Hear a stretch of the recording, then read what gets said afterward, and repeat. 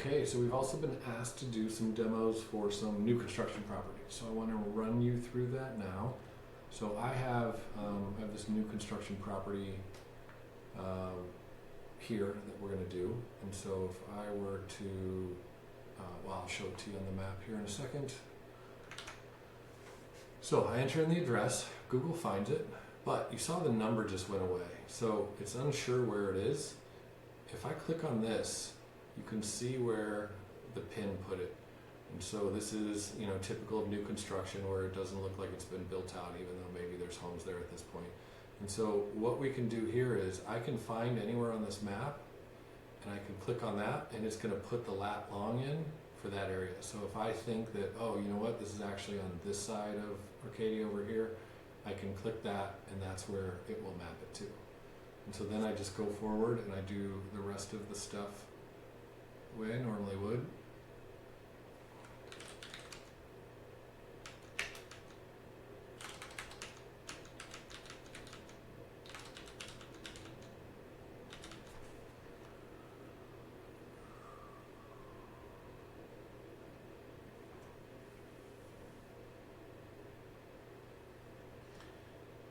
Okay, so this is an area far northwest suburb of Chicago, probably even an exurb, just to show you guys where this is at.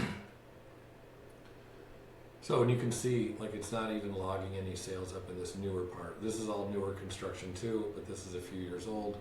There's some newer stuff here. I think that's a 55 plus community. So what we're going to do here is it thinks it belongs to either 4 or 10. And either way, this is just going to help me draw those initial boundaries. So I'm going to click this, and maybe I want to come down here and grab all of these just to get that heat map going, and then that will tell me kind of where to go from there. So it's applied some automated filters. I can either agree or disagree with these. I have 233 sales. Now I know in this market, anything with only 2 baths for detached, those are 55 plus ranch homes. So I want those out of the data. So that's, I still have enough sales at 161. Year built, I'm good with that. Price filter, I'm good with that.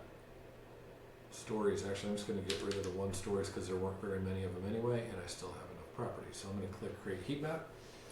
As a reminder, we're training a statistical model on all the properties that lie within the filters, within the boundaries I drew, all the sales that sold in the last 5 years, and it is learning the relationship between features and sale price.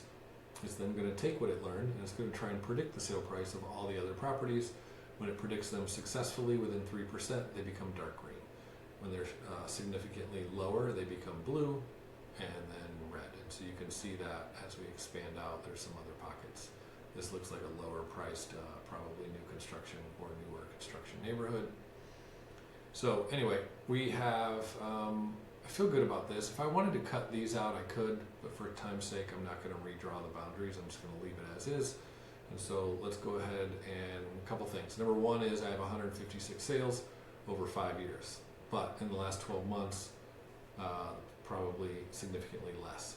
What's cool about the tool is we're able to grab all these extra properties. We're able to find these other newer developments that have similar features selling for similar prices. And so now we can give you 3x, 4x more data to analyze, which should give you better results. So now when we go to market analysis,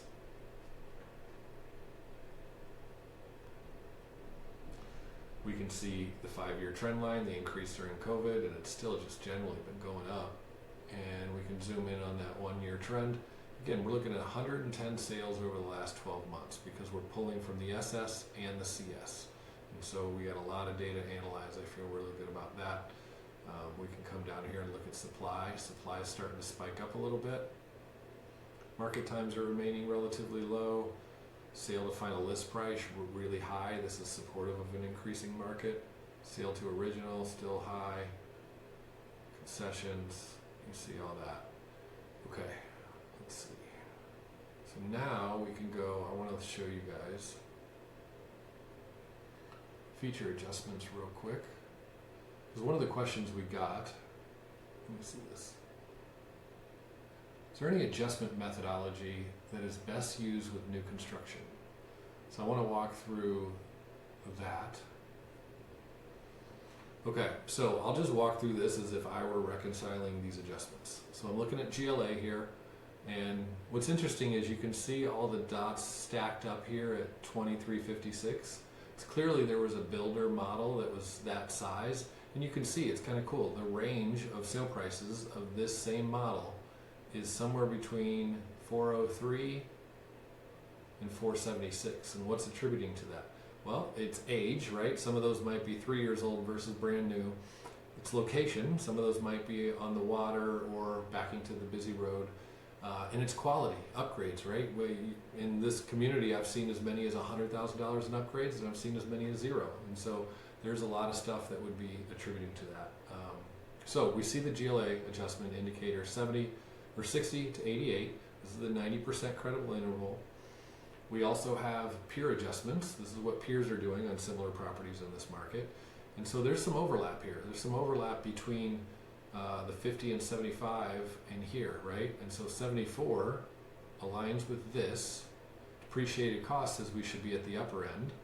Sensitivity analysis, if we hover over there, is at 107. That's at the upper end. And so I think I would want to include sensitivity, and I would use these three methods as support for my GLA adjustment at $75. I would not consider depreciated cost because it seems like it's really high there. And you can see and read the comment that was just put in. Lot size. Now, when looking at peer, this seems relatively high, especially this far out. The land's not that valuable, and so this leads me to believe that this isn't as credible. It's really cool though. You can see the law of diminishing returns. So it looks like there is a significant increase between 7,000 and 10,000 square feet, and then it just kind of levels off after you get over that size, which also makes sense. And so what I might do in this case is I might use actually sensitivity and peer and kind of reconcile this at the upper end of this range at $3 per square foot. Above grade bedrooms. Now, this seems high at first glance, but this is the data. Peers, it looks like peers are typically not adjusting for bedrooms.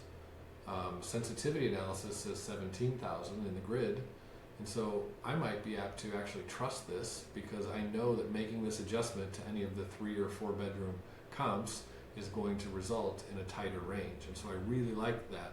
And so what I would use in this case is I would use sensitivity combined with GAM, and I would reconcile that potentially at like 17,000, and so I have really good support for that number. Bathrooms. Again, this is high. I won't go into it right now. We're going to be integrating quality and condition into the tool. This will knock this bathroom adjustment down a little bit, but right now we don't know quality and condition. And so this seems high to me.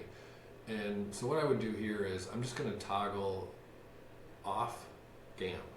Remember, there is no method that is right all the time. And so when you see a method that doesn't seem right, first analyze it and make sure maybe it's just going to challenge your previous intuition as to what that adjustment should be.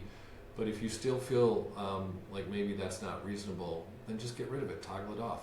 In this case, it's saying 34,000. That's twice as much as depreciated cost. It's way more than sensitivity analysis, and it's way more than peers. And so all that tells me I don't want to rely on it. I simply just click on it, it will go away, and I can look at these methods. Now, I do see depreciated cost at the higher end of peer, sensitivity analysis. Let's see, if we toggle this on, let's see what sensitivity is at 20,000. And so if I toggle this on, I toggle this on, and I come in at, let's call it 17,000. I'm using depreciated cost, I'm using peer, and I'm using sensitivity to reconcile at that upper end. And so I have really 3 methods supporting my one adjustment right here. I feel really good about that. Age. Now, we've talked about this before. We do not want to use age in conjunction with condition adjustments, but we are doing a new construction property, and based on this blue line, remember, what is the blue line? Blue line is my newest comp to my oldest comp. So that's the rate of change that we care about most. And so in this case, if all my comps sold in the last 5 years, then this would be a really good method. I would rather make this age adjustment that's really well supported than a condition adjustment. And so in this case, it's saying approximately $1,300 per year. And so if these homes are $450,000, could you imagine after 5 years that losing $7,500 of value? I certainly do. And so I feel good about that. Maybe I bump it to 1,500 as more of a round number. Sensitivity analysis says 1,190. I can use that as support as well. Garage spaces. Seems a little bit high. I think, if I remember right, this is a D.R. Horton community, and an upgrade cost for a third garage stall is like 15 grand or something like that. So that might be a little bit high. And so again, I could come over here and I could toggle on pier. I could toggle off garage, or toggle off GAM. And I have all these methods kind of lining up. And so here, if I use these three, and I use sensitivity and depreciated cost to push me at the higher end here, and I know the builders are typically charging 10 to 15 grand for that upgrade, I can go 15 and reconcile that and feel really good about it.